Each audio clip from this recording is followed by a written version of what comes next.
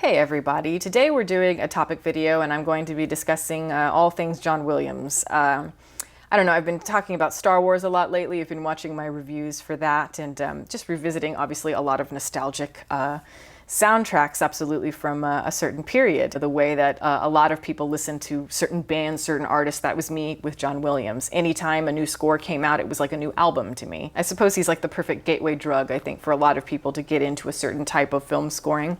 And once I got older, maybe I did move on a little bit from John Williams and I got more into different types of film composers. But he's somebody that I always return to, somebody that makes me smile, somebody that I think is very, very, very important to the world of film in ways that he does not realize. I mean, his humility is part of, I think, what is appealing about him. Now that he is stepping away from film after decades of work here, I don't know, I think it's worth it to look a little bit at his career. Now, you know, there's all kinds of different scores he's done that are so famous, they've been talked about to death, so I thought maybe I would do maybe some of his more underrated soundtracks, because there's a lot of them that I've owned and listened to over and over, you know, throughout the years, and yet I never hear them talked about like I do Star Wars, Indiana Jones, E.T., and, you know, the list goes on and on and on with him. I'm going to be covering 10 of the most underrated John Williams scores by my own estimation. Of course, I would love to hear some other ones that you guys believe to be underrated as well. But yeah, I'm just going to go through these very briefly because it is 10, yeah, they're in no particular order as well. So we'll start with Angela's Ashes, and this one I don't know maybe as well as some of the other ones, but I feel like John Williams, even though he's done all kinds of different scores, I don't consider him the most versatile composer. I do think that his greatest strength is more kind of the old Hollywood melodrama, a little bit more sentimental and more yeah, just more rousing and more like, you know, popcorn entertainment, very pulpy. But this is an example of a score where he really was very minimalistic, and yeah, I just love that he's stripping back things where, you know, he's used to being so full of finesse. And yeah, instrumentally, you have a lot of piano and you have a lot of strings, and there's something very clean about it and also very haunting. Even the really great composers do have gimmicks that they like to fall back on at certain points, but I don't know, I just feel like he really pushed himself here, and there really are none of those flourishes that we are so used to from him. It's just very rich in the emotion and in the melody, so I think this is a really good one for him. Next, I'm going to go with Munich, which is kind of a similar in style for John Williams, and this is another example of him really nailing it, I think. A lot of people consider Schindler's List to be that great magnum opus when it comes to this maybe style of scoring for him. There was something about a score like Munich that I found to be much more beautiful, and I don't know, I think that the melody is so versatile here because he's using it in all kinds of different ways. You know, he uses like a piano version, he has an acoustic guitar version of the main theme for Munich, and I don't know, it just all works so beautifully. It still has that air of grand romantic scoring that is very nostalgic, and again, he's kind of reining it in a way where all of the viscera is just focused. It has very much like an adagio for strings sort of quality to it that I find yeah, just really appealing. And then next I'm going to go with Sabrina, the 90s remake, and yeah, I mean, if you look at the original Billy Wilder film, it is a type of movie. It's, you know, saying a lot, I think, about society in a very satirical sense. It is kind of very much like the definition of romantic escapism of that time. And in the 90s, maybe it's a little bit different of a time. And so we're updating that for a modern generation. So it is kind of that romantic escapism model. But again, we're trying to touch maybe a new generation there. And I think it's the whole point here is to try to keep that spirit of that original, keep that classic era feel to it. And when you think of that, then naturally you go to John Williams, I think, as your guy, because he is a master at that. And I don't know, I'm really surprised that people don't listen to the Sabrina soundtrack very often, or you never hear it mentioned, and I just think it's magnificent. It captures, again, all that classic era, that romantic sort of sound, but it's also very enchanting. It has like a magical quality to it, very almost like a fairy tale. But certainly it does feel very much like that. It feels like a little girl's fairy tale that, you know, she's experiencing as she transitions into womanhood, finding that subtle cheekiness, that humor, but really a sumptuous experience, I think. Next, I'm going to go with Prisoner of Azkaban, and you might think, why are you including that? It's Harry Potter. That's a big one for John Williams, and yeah, you're right. I think that, you know, the first two films especially, the Sorcerer's Stone in particular, that's a pretty popular score, but we get to Prisoner of Azkaban, and I think that that's certainly the best film. It's certainly the most pronounced in terms of the artistry, and it's pushing into the darker territories in a way that I find more interesting. It's more gothic, it's just more artistic in every way. And because of that, because you have a different type of director at the helm of it, it forced John Williams to have to change himself in a way. And I don't think he was used to working with somebody like Alfonso Cuarón, the director. And so he is incorporating all kinds of styles here in terms of the music, all kinds of different musical genres. And I think it's one example of getting to see all the different things that John Williams can do and all the research he had to do. He's doing everything from like, I don't know, like a Baroque sort of Renaissance feel to the music, and then there's more of like a waltz, a kind of more romantic era waltz. And then you've got maybe more Dixieland jazz, which is maybe more similar to like the Cantina Band in Star Wars. But then you've got even like avant-garde 20th century type of music. And yet he's always maintaining the spirit of Harry Potter because it still has a lot of those romantic pieces in it. Like I think about like a Buckbeat's Flight. I think that is absolutely gorgeous. It has everything you could want. It reminds you very much of like E.T. It's so John Williams. And again, we get to see other sides of him as well. We see all kinds of different instruments being incorporated, chorus and everything. And I'm just really impressed with it. And again, it's an example of, I can't believe more people don't talk about it. I would love to hear John Williams' opinion on it and what it was like for him to score compared to the other two films. But yeah, anyway, so if it's something that you don't remember, check it out, because I think you'll realize it's really, really sophisticated. Next, I'm going to go with Catch Me If You Can. And when it comes to all the scores that John Williams ever did, this might be like top 5 of all time for him. I absolutely love this soundtrack. And I think that it's, or I should say this score, and I think it's gained maybe a little bit of cult status over time, but certainly not enough for my taste. So that's why it's going on this list. Because this is another example of him stretching himself into very mature territory that I think is very much out of his comfort zone, because this is a combination of jazz, but very much in the 60s style, but it's also including kind of the strings and a very symphonic sound, but, you know, dialed back for him. We can't use the same sound of like that fanfare packaging, you know, we have to have something that's more, it's, you know, it's 60s, so it's chic, it's very cheeky, it's slinky, and it's also building with this tension absolutely masterfully in that, especially that opening, like the opening credits. That is a magnificent sequence. Check it out on YouTube, just the Catch Me If You Can opening sequence with the animation, with the score. It's absolutely brilliant. The rest of the film just doesn't measure up to it. But I have such a great respect for the music, because it's interesting. They could have gone for more of that like real brassy sound, more kind of like obnoxious, more zippy.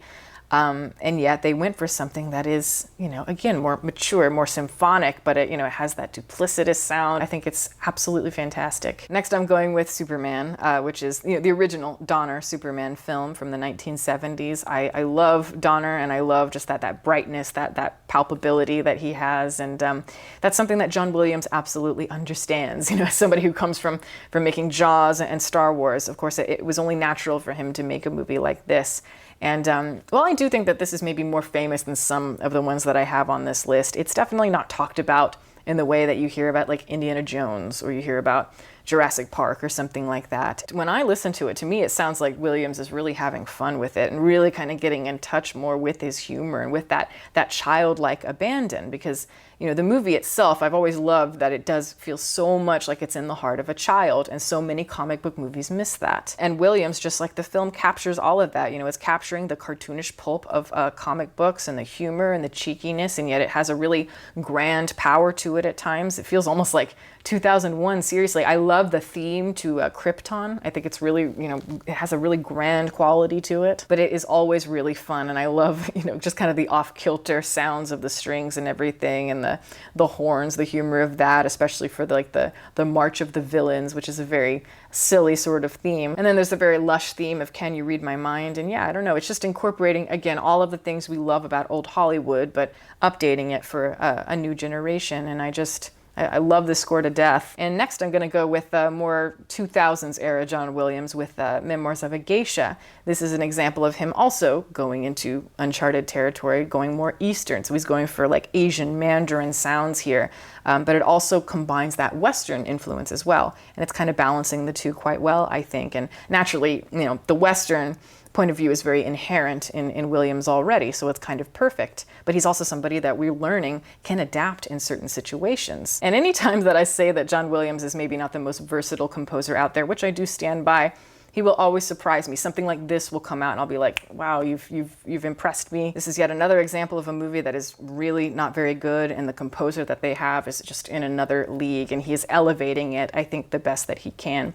But yet I am just so glad that this movie exists, just because, you know, we got to have this stunning music. If you're interested in the score, I think like the first half of it is really great. There's some standout tracks like Chio's Prayer and Chairman's Waltz, Becoming a Geisha, Going to School, among others. And next I'm going with 2 Star Wars films, and you might be thinking, of all the things you could pick, why are you picking Star Wars? Well, because I do think there are certain films that have scores that are underrated compared to other ones. We look at the original trilogy, those are always considered the great ones, but I actually think that The Phantom Menace is a fabulous score, and I think it's one that people don't talk about. I mean, of course, Star Wars fans talk about it, but it's not as mainstream as perhaps Empire Strikes Back or A New Hope or, you know, etc. I think there's a lot of variety here, and maybe it's perhaps due to the scale of the project, and there's more worlds and there's more cultures, I suppose, in The Phantom Menace comparatively. But I don't know, I'm just really impressed with it because as a movie, Phantom Menace is so chaotic. There's just so much going on. There's a lot of really jarring tonal shifts, and yet John Williams, again, is just masterfully doing everything he can to salvage it. And again, it's hitting all the marks. It still feels absolutely 100% like Star Wars, as if we're just picking up right where we left off. And yet it's new. It has so many new different themes and new elements of it. The Duel of Fates, as an example, is so fabulous. I can't tell you how many times I listened to that when I was a little girl. Just the utilization of the chorus as a big example. I love that being kind of the focal point of the piece, just because, you know, choir maybe wasn't as utilized in the original Star Wars trilogy. But it makes sense to have more of that spiritual, religious sound, because this is a time when the Jedi are, you know, they're not extinct and they're flourishing in this time. So yeah, like I think he really did think about a lot of those things. I love the flag parade. I think that's another one that is really underrated, that plays before the pod race. Naturally, it's meant to be very much like the music that plays in Ben-Hur right before the chariot race. So it's like the Miklos Rosa music. You know that he was given that as an inspiration, and yet he just makes something so brilliant, and in my opinion, even better. And then you have Anakin's theme, which is so lush, very Hollywood romantic, and it feels almost like it's an inversion or maybe like a variation or like a spinning out of the theme, the original Imperial March, and yet it feels, you know, completely authentic to The Phantom Menace. It's completely different. He could have gotten away with being lazy if he wanted to. He could have just recycled old themes from the other films, and he didn't, and I really admire that. Another one I'm going to put on here, I said I'm doing another Star Wars, is Attack of the Clones. It's certainly not as great as Phantom Menace. I actually think melodically a lot of the ideas are, I mean, I don't know if they're half-baked, but I guess for John Williams they are. I hold him to maybe a different standard that I would other people. But some of the themes just felt kind of like regurgitated things that he's done at better points in his career. Kind of like the Geonosis Arena, I wasn't that crazy about that theme. The Django Chase, also not really great to me, but I think the reason that I love this score and what keeps it, you know, in the underrated category for me is that Across the Stars theme, that gorgeous love theme that translates throughout the whole thing. They play it constantly. And it really reminds you of, like, you know, a Maurice Jarre score, like Dr. Zhivago. You know, like they would use one theme and just carry it through for a really long time. And it's just such a great theme that it's quite versatile. And with Star Wars, there are a few love themes like Luke and Leia and all that, and they're really beautiful. I genuinely think that this is maybe the best one in all of Star Wars. It's just so 1940s in the best possible way. And when you listen to the actual piece, it has such a dimension to it, you know, even though it is meant to be very pulpy. Like, it has a lot of highs and lows. It's very dramatic, it's beautiful and lyrical, but then at certain points it's very tense and melancholy and other points. And when it comes to the actual love story, I've seen more sexual tension in The Dentist's Office, but you know, again, it's like he's doing all the work that the film couldn't do, certainly. And then finally, I am going to go with Image, and this is Robert Altman. And I don't think a lot of people know that John Williams wrote this score. This is early John Williams, and there's something about that period where I think you're getting to see a little bit more of his versatility, again, because it's before he made a name for himself as a specific type of composer.